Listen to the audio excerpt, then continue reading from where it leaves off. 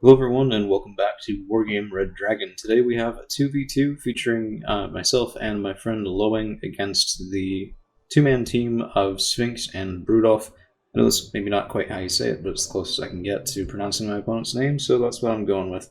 And we are, of course, on Hop and Glory, so my ally, piloting the French, is moving up toward Delta and trying to secure Echo as well.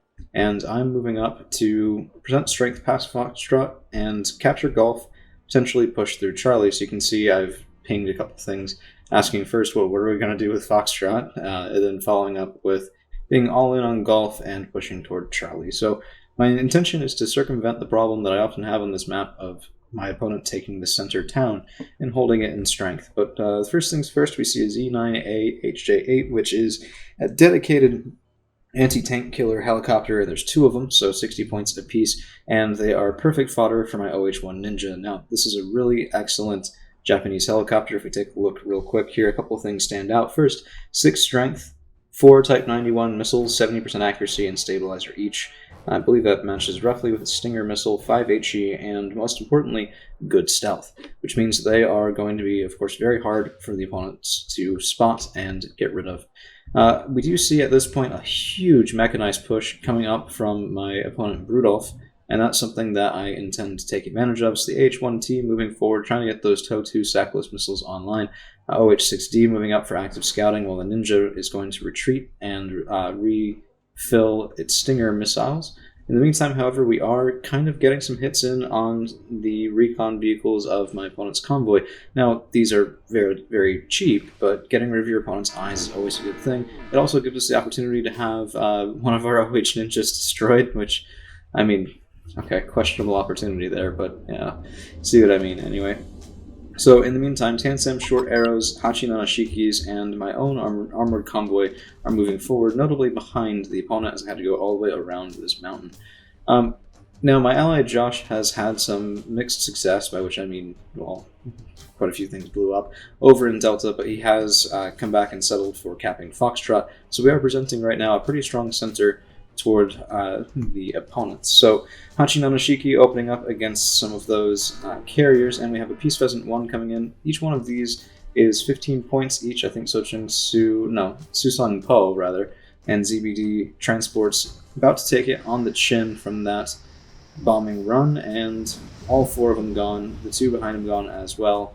And it looks like there's just a couple of infantry that make it out of there alive, including a bomb tank Fago and Zhanxi. So couple 100 points lost there, very good for us, very, very bad for my opponent. And I do see there's a single VTT headed toward the center of town, which tells me that there might be something, but maybe not a lot in there. And I do lose both of my Hachi Nanashikis as they are trying to head up and get to the 4th position. Of course, the 60-point ZTQ scout tank is going to take them down, and being as I'm not quite familiar with the Chinese arsenal, it was not something that I expected to see. However, my own forces are starting to open up. I have a K1. I also have a couple of Hachi Shikis. The Hachi Shikis are more than a match for my enemy's infantry fighting vehicles, and we'll have to see how the K1 fares against those scout tanks. I am mostly blind, however, at this point. I have an OH6D, but that's not exactly great optics at that point. And we're really just sort of using a couple meat shields to go in first. So Yabagun, Stujo Buntai, and a couple of vehicles behind them. However, the French are doing relatively well here in the northwest for at least the forces they had in the field, taking out a fair number of infantry, drawing some artillery fire accurately onto our opponents as well. And looking back over here, it looks like those ZTQs are starting to open up. We did catch Bochung Su out in the open, though, so they are going to take a little bit of fire, both from Hachi Shikis and the K1, doing quite a lot of work really pretty quickly. I was very impressed by this at the moment. So Radar AA coming up, and that is something that definitely has to die. But more importantly, we are able to find Bochung Su that we're probably hoping to ambush my vehicles and tanks in the woods there. But they open up a little too early, and these Hachi Shikis just do terrifyingly good work. In the meantime, K200's just trying to close the gap, draw out ATGMs and all that, but we accidentally draw the ire of J7H Bomber. So here it comes, and will it be quite as devastating as the Peace Pheasant that we had sent previously? Honestly, pretty close. So the K1 survives it pretty well, but we lose a Hachi Shiki, some Sujo Buntai, and my K200s on the other side have been worn through. However, the K1 still being healthy is a really great thing for us, provided that we can get rid of those Z9As, because right now those sackless missiles that Z9A is carrying will give me one hell of a time. So in order to do this, I bring up an AH-1T and an OH-1 Ninja. The AH-1T is going after the first of those scout tanks, and we get the kill as they are focused on the K1 and therefore presenting their side. Well, not anymore. Good micro from my opponent, moving him back. A single pip of health left, and will it be enough? No, it will not. So PTZ gets the kill, 65-point tank, mostly gun, more than armor. But we do get revenge relatively quickly with the AH-1T. So scrolling back, taking a look at the battlefield now, the French have been pushed out of Delta. They are kind of securing Juliet a little bit. Also have a pretty good presence in Foxtrot, and my push toward Charlie, if you can still call it that, is somewhat faltering. However, what I'm relying on here is that often in the early game, it's relatively common to overestimate your opponent's forces, and that's not a mistake that I want to make when I'm so close to securing Charlie and maybe being able to use their own reinforcement path against them. So an AH-1T doing some aggressive scouting overhead, seeing that Z9A retreat and not encountering any sort of anti-aircraft fire, and I see my enemy's UAZ-469U. Now, if this thing had sat there for quite a while and been able to bring in infantry and support, that would have been catastrophic. So instead, I take him out with the AH-1T, and this is now our zone for the taking, provided we can get rid of that single remaining ZTQ, and down it goes to Hachikiyu Shiki. I love the autocannon so much. It's such an exceptional, in my experience, it can be such an exceptional tool. So in the meantime, we are ticking at a positive +3, and this means that our push towards Charlie is particularly devastating, as that denies the Red 4 team the ability to capture this, get reinforcements in, but also to temper our advance in terms of victory points, which is going to be something that is very challenging, and they will have to deal with sooner rather than later. In the meantime, there's a UH-1H carrying some Bonbu command infantry headed up, and my AH-1T got a little too aggressive and does get taken out by some, AA reinforcements from the Red 4 player. So, if we take a look over at the French, VABs, VAB T-2013s, all of this just infantry transports, probably roadblocks, just to see if anything's coming. And over on the west, we see the Mi-24 VP. Now, this is from Sphinx, who's helping out his ally Brudolf over on the western side, now that he has seen off the French pretty well and thoroughly in Delta. But this itself is also a good opportunity, because it means that we're drawing points away from the fight in the east, which, while not a winning fight so far, could very well become one, given the opportunity and given a little bit more reinforcements on our side and a couple fewer on theirs. However, my Bonbu are making it into Charlie, and that is going to be a horrible, horrible problem for the Red 4 team. On the other hand, we have a French AMX Brennus moving up, OH-6D behind him for scouting, as the Red 4 players do secure Echo and start to move a couple things around the side, which could be a problem for us. There's not all that much defending Juliet, and by that I mean nothing, so it would be nice to get some infantry here, set up a bit of a screen. In the meantime, however, Hachikiyu Shikis are doing their best to fend off more Red 4 IFVs, and some short arrows make quick work of another Red 4 attack helicopter. We do have a plane coming in, however, and it's an IL-102 bomber, as I do lose a K1 to that Mi-24 VP. It's very upsetting during the time that happened, and I do unfortunately lose the short arrow to that IL-102 bomber. Again, that's a bomber coming from Sphinx, not from Brudolf, although there's a follow-up with a J7H.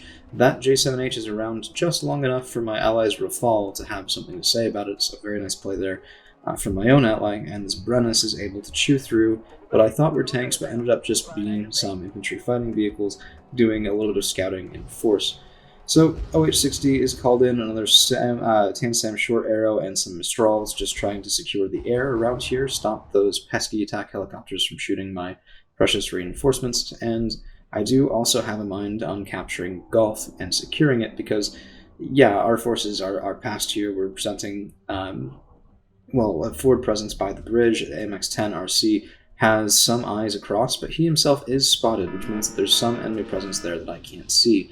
However, bringing in Chumat as well as Mistrals creates a little bit of a specialized anti-everything. Specialized anti-everything, I don't know.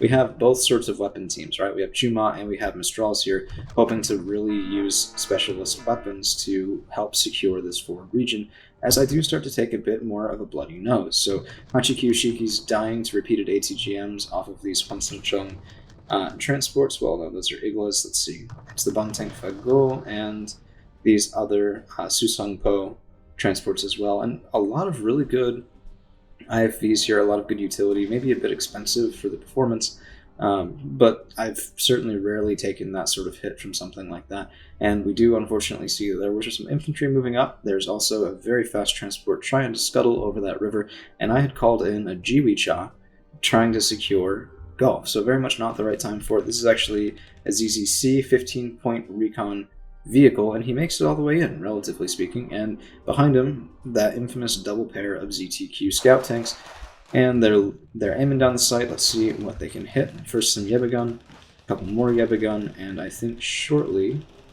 they will be, oh, so one of them goes down, but I think shortly they will be looking at that Jiwicha. Let's see if things change, and does he get through? Looks like he might. ZTQ shooting over in the west, and no. Okay, so the ZTQ just on the edge of its range even, which just killed me at the time. Well, literally. It takes down my Jiwicha command vehicle. We have an Mi-8 gunship headed over as well, but this is not something I'm really worried about, as that 45-point gunship is handled very quickly by both the Mistrals and the Tansen short arrows. So now bringing another K1, trying to get some armor of my own up and presented on that side, as an Mi-24 VP gunship does come over and should be a relatively effective handle on that AMX Brennus, provided that it can avoid this VBL Mistral. So a very wonderful scouting vehicle that often recoups its cost in a matter of seconds. Takes down first, it looks like a scout helicopter, and can it go for the Mi-24? Should have better optics. There's one shot and a miss, second shot and a hit, and let's see, can we get the third one? Looks like no. So the Mi-24 VP does retreat in good order, and T-72 OBR is opening up and chewing through some of the French forces in the front. In the meantime, Li Ren and Bo Chung-Su are accompanying some other Zanshi across this forest, and here comes a J5 napalm bomber trying to hit in at this forest. I guess he was trying probably to smoke out, well, burn out rather, the infantry in that area, but she might just move a little bit to avoid it. Mistrals were out of that napalm area anyway, and my K1s are just, I mean, everything here is kind of going to code. So yeah, we have a little bit of infantry to deal with, but an AH-1T coming in using those wonderful, wonderful rocket pods and being able to take out the scout tanks and other forces from Rudolph will mean that's a pretty good engagement for us. That's not to say I haven't lost anything, far from it, but it is to say that at least this push probably will be repulsed well before we lose the Bondu. In fact, I'm coming in with more Nanasan Shikis, probably carrying So Chung-Su is my guess, because I realize, after this occurred that, yeah, okay, I need a more effective infantry front line to hold this town, prevent anything from crossing the bridge, and doing this again. So, zooming out, looking over the whole battlefield, we are, of course, still ticking at a +1, having secured Charlie. But I am shortly asking, I think, Lowing to secure Golf as well to put us up at a +2, just trying to put the icing on the cake of our fight in Charlie that much faster. So an SU-25K coming in, and this is a tank hunter, which is going to be a problem as my K1 is still spotted. Let's see what he can do. First missile does miss. My K1, I think, takes one shot and is shaken from it, but we do get that ATGM plane as well. IL-102 coming in, and that is much more of a threat. Of course, we can't kill him either, as my Mistrals, Chuma, and Tansam are all out of ammunition. Let's see where that bomb went, and I really don't see it. It might have been, oh, there it is. There's the crater. Maybe a bit of friendly fire with that, but Bo Chung-Su did survive, and they are moving through the town, so that is pretty nice.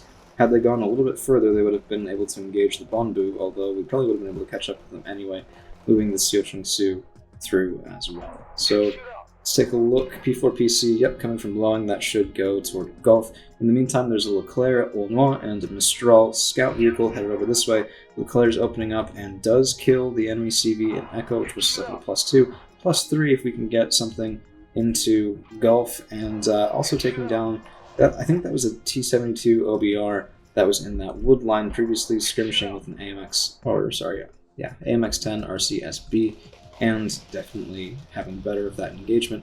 In the meantime, OH-60 coming in and stunning these transports while the Chumat go and do their deadly work. and we are relatively well clearing out the Chinese infantry from Charlie. So this is starting to be a bit of a secure position. All my eggs are in one basket in that farther western wood, but, well, sometimes that is how it goes. However, it looks like, of all things, a BRM-1K, so a 50-point scout vehicle with a Grom, was able to take down a Leclerc because the Leclerc, having been injured from its fight with the T-72, wasn't ready for a side shot from that Grom. So probably the most valuable kill you'll ever see off of what's ordinarily a bit of a maybe don't bring this type unit. 50 points for a Grom and optics is a steep cost after all, and I'm just moving forward some Nanasan Shikis. I'm getting tired of all of the specialist infantry in those woods. Here comes another IL-102, and I'm really regretting that I wasn't able to kill the previous, as this bombing run is very much centered on my own forces demolishing those cargo trucks, demolishing my AH-1T helicopter, and I'm very not happy about it. In the meantime, J5 coming through, but again, Napalm doesn't really seem to be able to get the job done, as all of those Nanasan Shikis survive decently well. And do encounter some Zanshi, but we got a kill there, so that's pretty nice. About recoups the cost of these transports right there in a single shot, and the Nanasan Shiki working together will be able to do quite a bit of damage to pretty much whatever they find, so it is one of the perks of having a transport with two different guns. Of course, the M2 Browning is the more powerful, I guess in game terms, power, but the more powerful and effective, rather, of the armaments. But the M60, I mean, it can stun things, it can suppress things. You can see the Liren, despite being very nice shock troops, are suppressed and, I mean, taking damage that they wouldn't necessarily have to if they weren't. So, hey, I mean, that works for me. It is a little bit shorter range, so of course the one on the far back isn't in range to engage, and that is something you have to watch out for whenever you attack or move something. If it gets in range of one gun, it won't necessarily try and use the other. T-72 OBR coming around does just pot-shot that Mistral scout vehicle right in the side there, so unfortunate for him, and the T-72 is coming around here relatively unopposed. I'm trying to get a better view on if there's anything behind him with the OH-6D, but that AMX Brennus is not going to be up to the challenge. I mean, yes, it's just the OBR 1987, not the 89, but that's still 110 points worth of very angry tank. And we do have an SU-25 coming in as well, that I think is a rocket plane. I'm not really familiar with that one. It is, I think, from the Chinese player, so again, units that I'm not entirely familiar with, given that it is a bit more common, less common rather, of a choice. But Brudolf has officially surrendered, and that means that our one remaining opponent is Sphinx, who is suffering a +3, well, suffering a -3, as we continue to push toward 500 points. I'm not really a big fan of surrendering, even if you're losing that hard. I think it's kind of rude to your allies. It doesn't really encourage good sportsmanship. But the T-72 OBR is certainly suffering the effects of, well, not surrendering, but being in a hostile AO, as an AMX Brennus does get revenge for his Mistral friend over there. We still have an Nanasan Shiki just sitting here and shooting away at these Liren, even now, as they're opening up with... Oh, okay. I guess he's gone. That Type 81 tertiary weapon is finally able to get through there, and I'm finally able to take a bit of a breather over in Charlie, as there's no active enemy push for the first time this entire game. Of course, as it turns out, Sphinx was trying to get his bearing with all the new units he had under his control. There's also an increase in income rate, so it can be a bit of a hard thing to wrap your head around. We did, for a moment, spotted some Bushka over on the western side, and there's ZTZs probably already existing from Brudolf that are thrown over this way, and they get some good work done, so one of them does go down to a Chuma, but they do score a couple hits on my K1. Not really going to be worthwhile, because the K1 can outduel, especially when supported by Chuma, as he is, but the ZTZ retreating in good order. No, not fully retreating. Let's see if he keeps going, and I don't know what he's doing. Ah, right. That was probably a mistake. Luckily one that he survived, but he was probably attack move backwards. Should have been put in reverse to make sure that his thick frontal armor would still be taking a last shot from a K1 had it been able to reload in time. And this is pretty much going to be, well, very nearly all she wrote. Sphinx does try and hold on for another minute or so, and does a pretty good job of it. So we have an SU-25 coming in, as well as a MiG-29 912B, and it's just a bit of an Air Force run. KF-16C does get a pretty good kill here, but is going to struggle and actually goes down to the Red 4 ASF.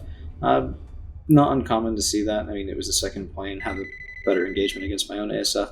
But we do get a little bit of revenge with the amount of AA in this area. I think the Mistrals were able to take him down. That's going to be evac ordered from the J5. We're taking out a +4, having secured Echo, and that is going to be the surrender from my venerable opponent, Sphinx.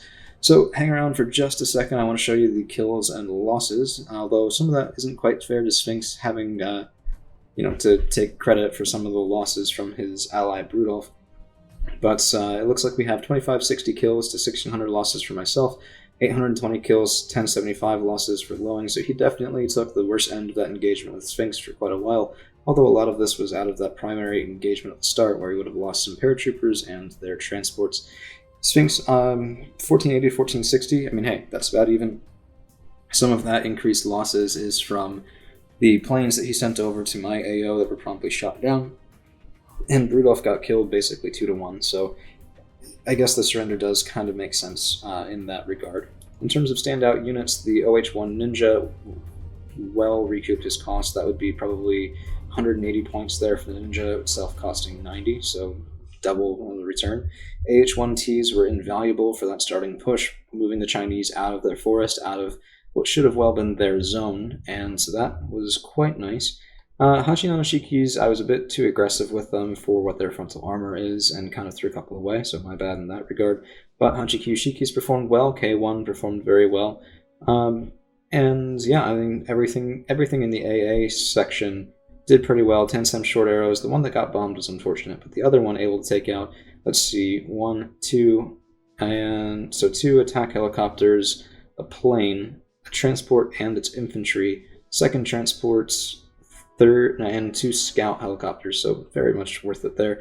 Chumot as well, proving their worth, so one of the best ACGM squads in the game, I think, only held back by their short range, but I mean, that's an overcomable problem. But I mean, this was a single double squad, and wow, look at that. In the meantime, that last K1 we brought out that absolutely crumpled the side of the Chinese advance did very well. As ETQs are 60-point scout tanks, so every kill there is pretty valuable. And that's about all she wrote. So thank you all for hanging around. We'll see you again real soon.